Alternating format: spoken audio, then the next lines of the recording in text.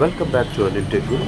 ఈ వీడియో నందు మనం ఇన్స్పైర్ మనాక్ సంబంధించినటువంటి యాప్లో నామినేషన్స్ ఎలా వేయాలి, మన పాఠశాలకు సంబంధించినటువంటి ప్రొఫైల్ ఎలా డాష్ బోర్డ్ ఎలా ఎడిట్ చేసుకోవాలి.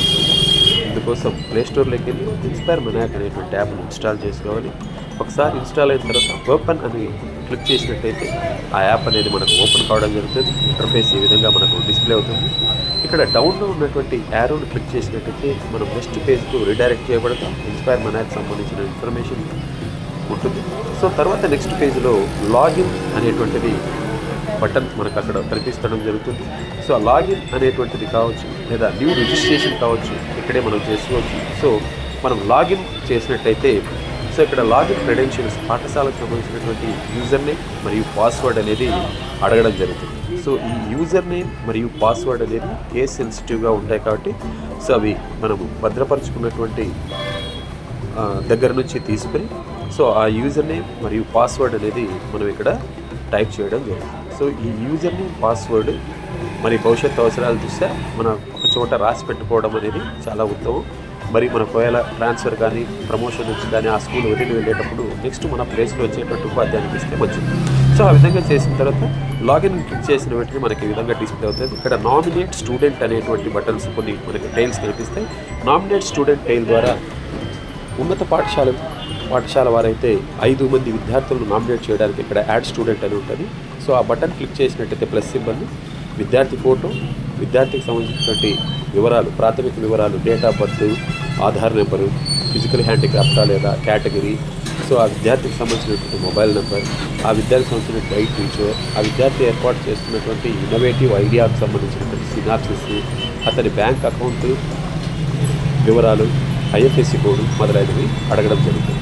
సో ఇందులో పాస్బుక్ ఇమేజ్ అనేది ఉంది. సో ఇది మనము అప్లోడ్ చేయకపోయినా కూడా పర్లేదు, ఇక్కడ మనకు స్టార్ మార్కు లేదు. అలాగే లాంగ్వేజ్ ఆఫ్ సినాప్సిస్ అన్న చోట మనం ఏ లాంగ్వేజ్లో మన సినాప్సిస్ ఇస్తున్నామో ఆ లాంగ్వేజ్ సెలెక్ట్ చేసుకుని వర్డ్ ఆర్ పీడిఎఫ్ ఫైల్లో సినాప్సిస్ను మనం అందజేయడం జరుగుతుంది. సో ఇక్కడ కేవలం మనము విద్యార్థికి సంబంధించినటువంటి ఫోటో, సినాప్సిస్ మాత్రమే ఇస్తాం. బ్యాంక్ పాస్బుక్ కానీ యాక్టివిటీకి సంబంధించినటువంటి వీడియో కానీ ఆడియో కానీ అవసరం లేదు. సో ఒక విద్యార్థి వివరాలన్నీ కూడా కంప్లీట్ చేసుకున్న తర్వాత సో మనం సబ్మిట్ చేసినట్టయితే వెంటనే నెక్స్ట్ పేజ్లోకి వెళ్తాం. సో మరి నెక్స్ట్ ఇంకొక విద్యార్థిని యాడ్ చేస్తూ వెళ్తాం. సో ఈ విధంగా మన యొక్క ప్రాసెస్ను కంప్లీట్ చేసుకుంటాం. సో అదేవిధంగా అప్లికేషన్ డీటెయిల్స్లోకి వెళ్ళినట్టయితే ఇంతకుముందు మన పాఠశాల నుంచి ఏ అప్లికేషన్స్ వెళ్ళాయనేది తెలుసుకోవచ్చు. సో అవార్డీస్ ద్వారా మన పాఠశాలలో ఏ సంవత్సరంలో ఎంతమంది విద్యార్థులకు అవార్డు రావడం జరిగింది, అలాగే ఆ సంవత్సరంలో ఎంతమంది విద్యార్థులు మన జిల్లా నుంచి లేదా స్టేట్ నుంచి పాల్గొన్నారు, మరి ఏ జిల్లాకు ఎంత అమౌంట్ క్రెడిట్ అయింది అనేటువంటి అన్ని వివరాలను మనం ఇక్కడ చూసుకోవచ్చు.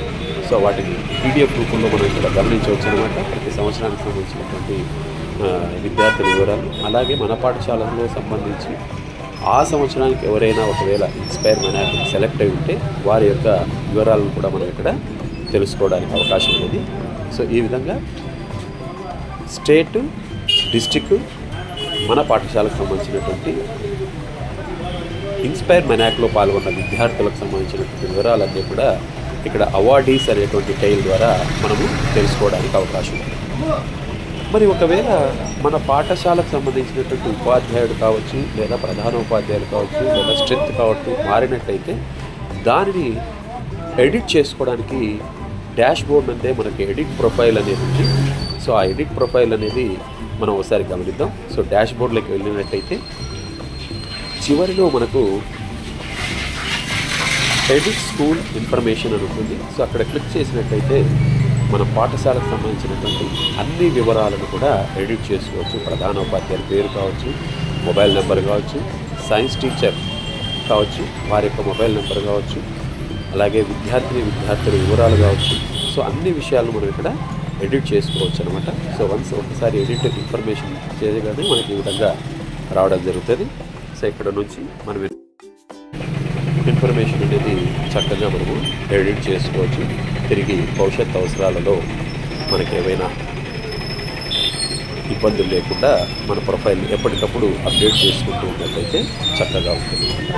సో ఈ విధంగా మనము సులభంగా ఇన్స్పైర్ మనాక్ యాప్ ద్వారా అన్ని వివరాలను ఇక్కడే పొందుపరచడం కావచ్చు, ఎడిట్ చేసుకోవచ్చు కాబట్టి మిత్రులారా, మీరందరూ కూడా ఈ యాప్ను ఇన్స్టాల్ చేసుకొని మీ పాఠశాలకు సంబంధించినటువంటి విద్యార్థులను నామినేట్ చేస్తారని, మరి వారిలో వైజ్ఞానిక దృక్పథాన్ని పెంపొందిస్తారని ఆశిస్తున్నాను. Thank you one and all, మీ అనిల్ టెక్ గురు. ఇలాంటి విద్యా విషయక అంశాలకై మన అనిల్ టెక్ గురు ఛానల్ను సబ్స్క్రైబ్ చేయండి, లైక్ చేయండి, షేర్ చేయండి. Thank you one and all, మీ అనిల్ టెక్ గురు.